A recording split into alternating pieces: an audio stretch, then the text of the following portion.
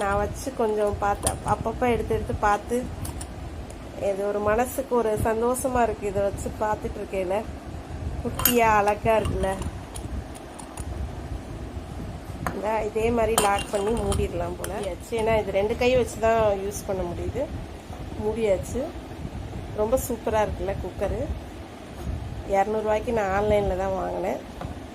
கொஞ்சம் கூட மாற்றம் இல்லை, ஆனால் சமைக்க முடியாது. ஆனால் ரொம்ப குட்டி குக்கரு.